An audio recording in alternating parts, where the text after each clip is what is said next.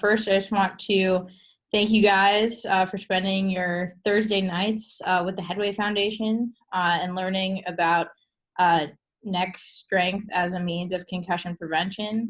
This is the fourth part in the educational webinar series. We've gone through vision in concussion. We've talked omega-3s and nutrition as part of recovery. We've talked vision therapy. We've talked neck strength as a method of recovery, and how the neck ties into concussion. And now we're going to focus on prevention.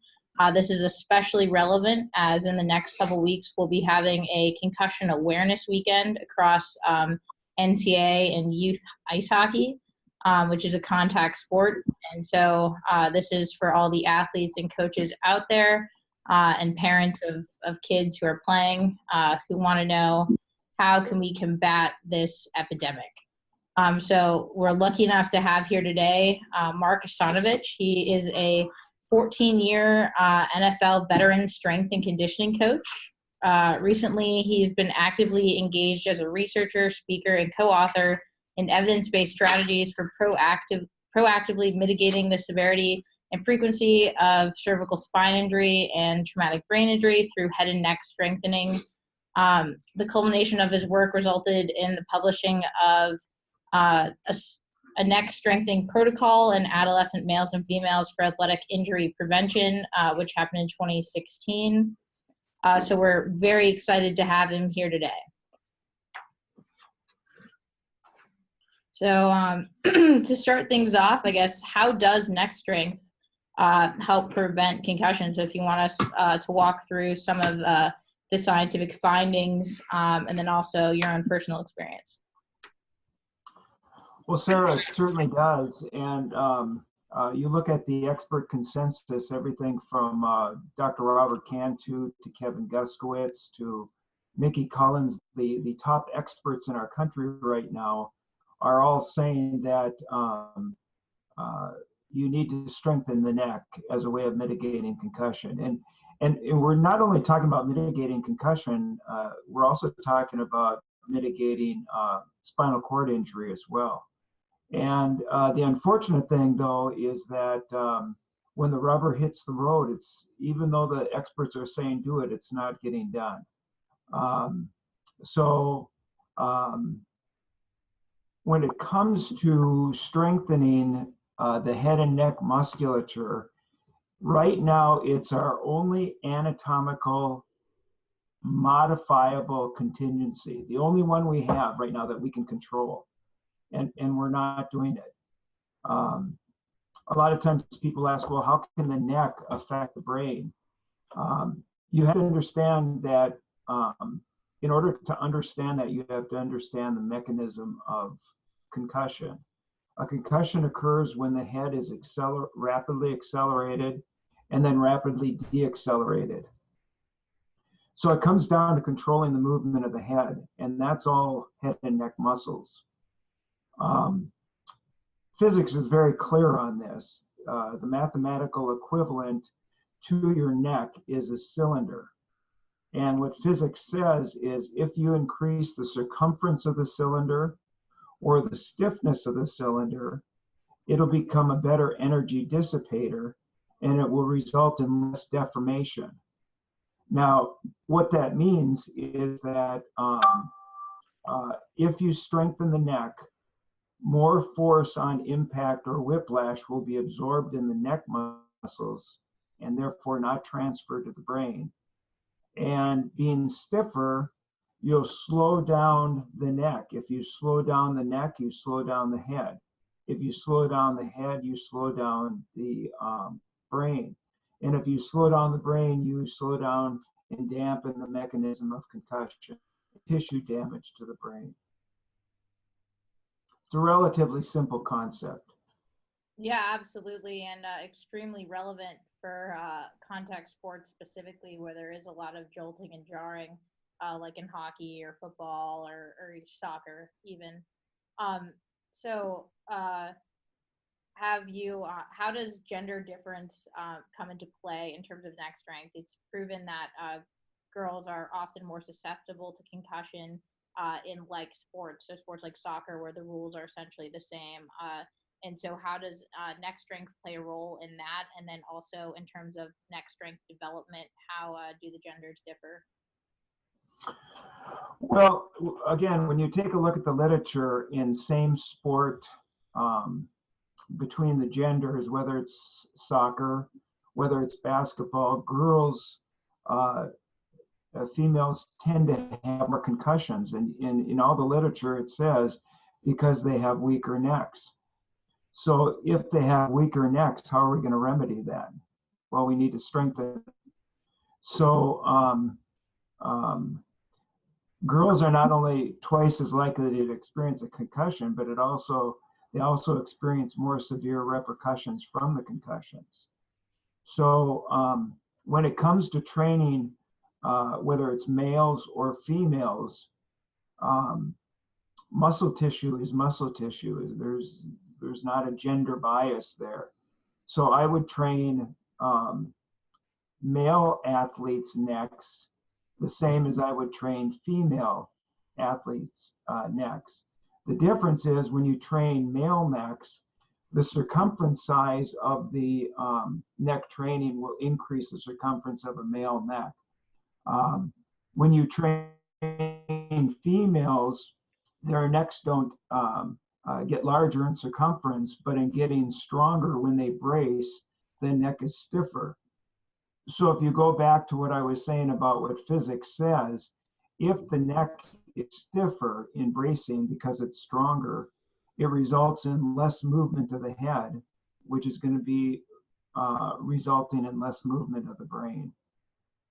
That makes a lot of sense. Would you be willing to describe some of the sort of neck strengthening exercises that you've developed through the scientific method and put into your protocol for our athletes and coaches watching?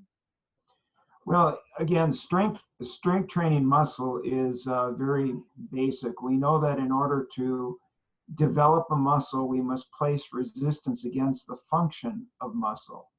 So if you want to strengthen the head and neck flexors, you must place resistance against that. So there would be resistance, let's say, against the forehead, and the athlete then would perform neck flexion against that resistance. To strengthen the head extensors and the neck extensors, you must place resistance against that.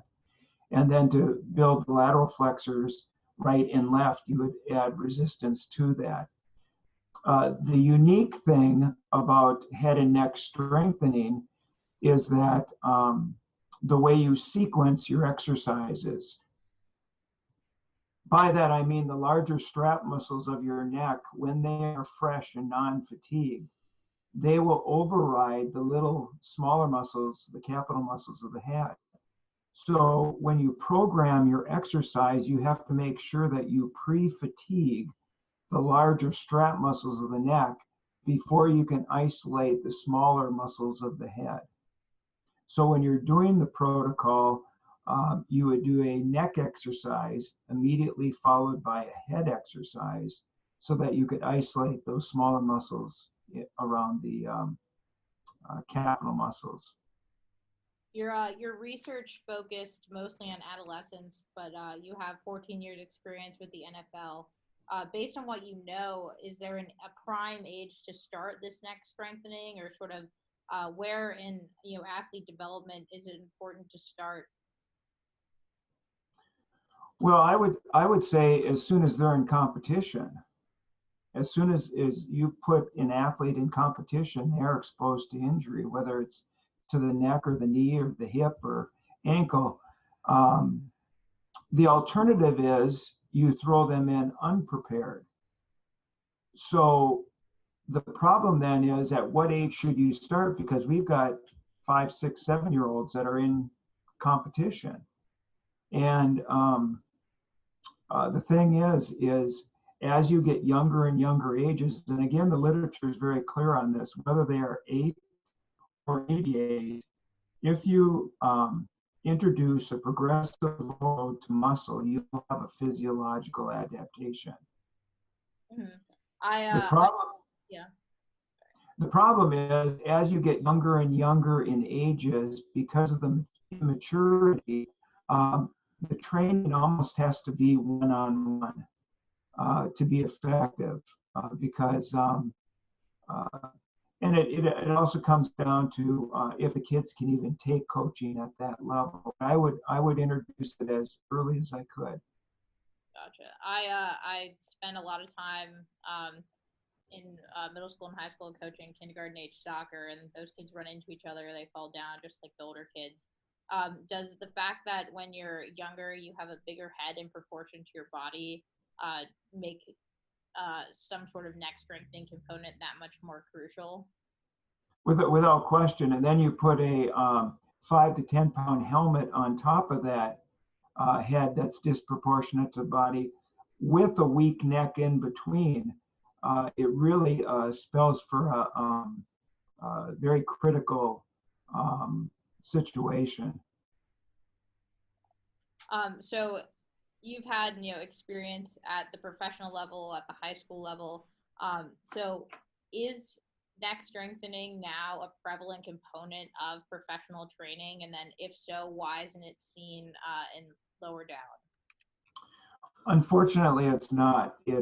Right now, it's paid a lot of lip service, I think, but when the rubber hits the road, people just aren't doing it. I heard an interview with Ben Utep, who was a tight end for the Baltimore Colts, and he called neck strengthening an afterthought.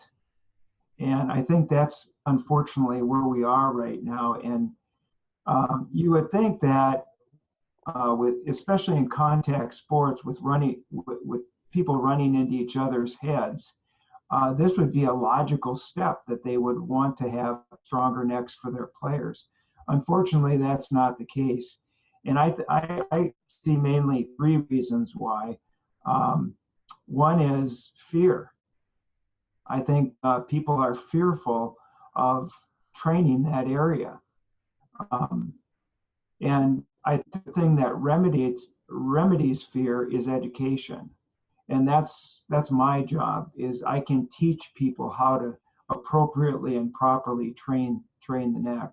So I think that that's one reason. I think another reason is pride, to tell you the truth. There's a lot of coaches, strength coaches, that I'll come across, and I'll talk to them about training their neck. And because they don't know how to do it, the prideful default is, or what they verbalize anyways, is, oh, it's bad. Don't train the neck, it's bad. But what's being internalized is, I don't know how to do it. So therefore that makes that bad. It's similar to when I was young, and I had always grown up lifting with barbells and dumbbells. Mm-hmm. So people would ask me about machines. And because I didn't know about machines, my prideful response was, they are bad. Well, there's nothing bad about machines, just that my pride didn't allow me to say I didn't know about machines. And that's where some coaches are now too. Yeah, and pride plays a huge role in concussion management across the whole time, whether it's athlete reporting, coach management, doctor admitting that they don't know where the next steps are. It's a theme we see through and through. So we're happy to have you educating. Would you mind walking through some of the do's and don'ts of neck strengthening? You mentioned a lot of it is misunderstood. Well, before I move on to that, I just wanted to mention too, the third reason why I see neck strengthening not being done right now, and it simply isn't part of the sport culture. And by that, let me use this analogy. When I was playing football back in the mid 70s, the culture at that time was, you don't provide water to your players at practice because you'll make them weak. If I took water at practice at that time, I was considered effeminate. I wasn't tough enough. And that was just the culture then.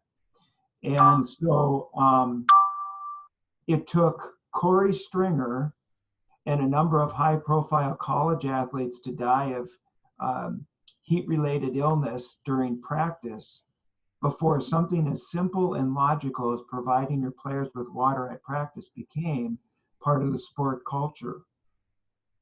So my question is right now, how many more Dave Durisons, how many more Junior Seaus have to put holes in their chests before we finally understand how important neck training is in preventing neurological problems? Yeah, and at least Headway's opinion is that there, there's a lot of influx of science coming out about how to best manage concussions, but neck strength has no downside and only has physics supporting it. So there really is no downside to trying to do this, and I mean, we think it should be implemented everywhere. So if you're an athlete watching this right now, what should you be doing? Well, I think you want to try to, and it's hard for athletes. I feel for them because we actually trained the head and neck muscles better 30 years ago than we do now. Generally, 30 years ago, you go into most gyms and they had a 4-way neck machine. Unfortunately, that's not the case right now. So the first thing I would tell athletes is find a gym that has at least a 4-way neck machine that they can do the movements of extension, flexion, lateral flexion on to build up the muscles of the neck. Unfortunately, it's going to be hard to find. Yeah, and how about some don'ts? What not to do? Well, I think right now, you mentioned at the top of the show that concussions are at epidemic levels, and they are. And I think as a way of maybe taking advantage of that, there's some entrepreneurs out there selling some real questionable empirical based machineries. One that I know of is a contraption where you put it on your head with a bladder, and it's tethered to a weight stack, and they do what's called axial rotation, where the head actually axially rotates on the cervical spine. Now, the problem with that is when you isometrically are holding in that position and rotating on top of the disc, you talk to most orthopods and they will say that is the main mechanism of disc injury. So I would never load axial rotation when you're doing that. Again, if you are doing all the movements of flexion, extension, and lateral flexion, you are also working all the axial rotators in the neck. The neck muscles are a little bit different than a lot of the skeletal muscles in the fact that most skeletal muscles have one direction of pull. For example, the bicep flexes the arm. That's one directional movement. Neck, many of the muscles in the neck have multi-directional pulls to them.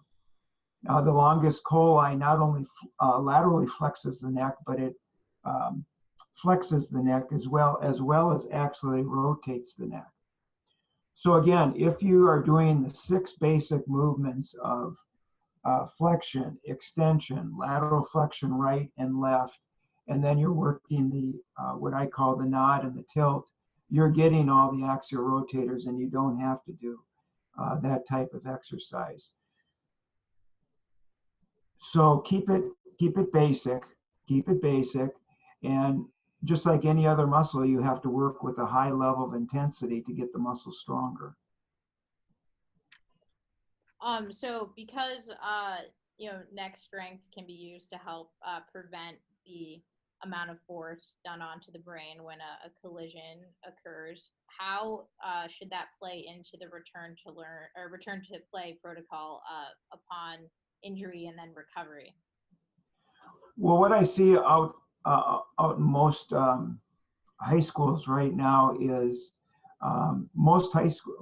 quite a few of the high schools are baseline cognitive testing the kids.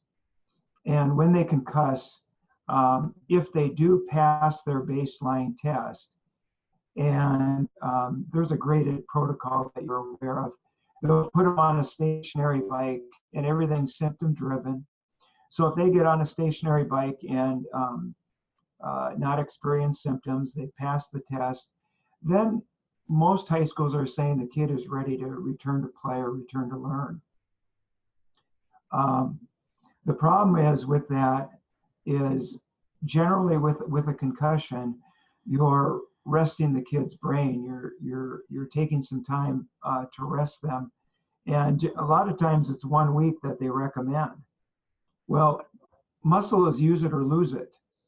So in that week, if the athlete is just resting, which they should to recover, the neck gets weak.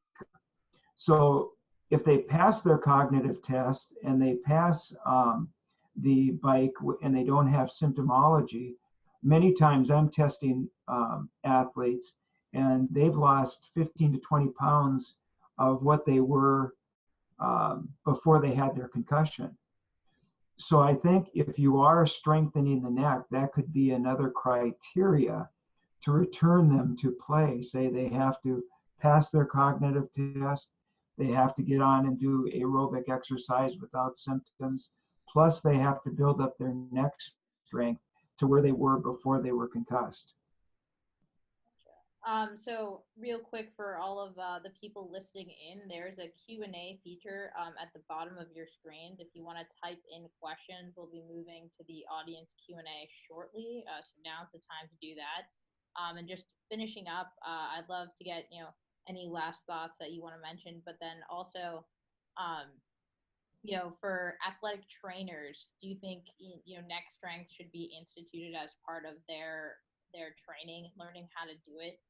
So that when a team does have a trainer, they're well equipped to help mitigate head injury. Absolutely, and again, it's unfortunate because there is no certification, whether we're in the healthcare industry right now, whether we're talking trainers or strength coaches.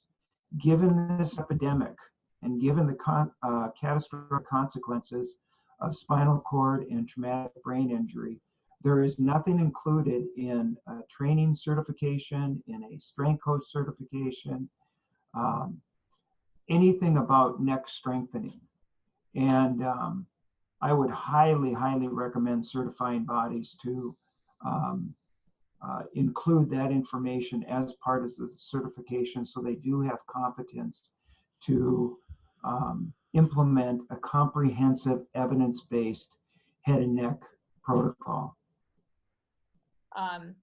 So one question we have is if there are any postural benefits for non-athletes to do neck strengthening. So we have some listeners who might have already had a concussion or have gotten into our program through non-sports means, if you want to talk about that. Well, I think that neck strengthening is important, not just for athletes in contact sports, but I think that neck strengthening is important for non-contact sports and the general population. Concussion and spinal cord injury doesn't have a bias. I think most of the concussions in our country come as a result of whiplash and auto accidents. And so if you operate a motor vehicle, I think you need to be training your head and neck muscles, and you're doing it for the same reason contact sport athletes are, is to prevent and mitigate concussion and spinal cord injuries. So definitely I would recommend it for them as well. Another question, does the upper back and trap region play a role in strengthening and prevention, or sort of what muscles are you targeting when you are strengthening your neck? That's a great question. Absolutely. I think the bare minimum when you're talking about concussion and spinal cord injury is the cervical muscles and the capital muscles. Actually, the trapezius muscle, the scapular retractors, the latissimus, those are all very important muscles in preventing spinal cord and concussion impacts and whiplashes. Absolutely. Gotcha. So last question for coaches, where should they go to learn more about specific neck strengthening for their program? Oh, that's a great question. Again, there's not a lot out there. They can certainly go to, are you going to include the information, my information as far as the my website, coachaprotraining.com. I've got information there. I've got a Coach A Twitter account that has information on there. I've actually designed a head and neck strengthening machine, and I've got information up, and I'm actually writing a book right now, and I'm hoping to have it out by June. So like I say, there's not a lot of resources out there right now, but they're coming. Fantastic. All right, last call for questions from our viewers. In the meantime, just want to thank everyone for joining us on Thursday night. A bit about Headway. So the Headway Foundation, our website is www.headwayfoundation.com. You can follow us on Instagram, Twitter, and Facebook at HeadwayFDN.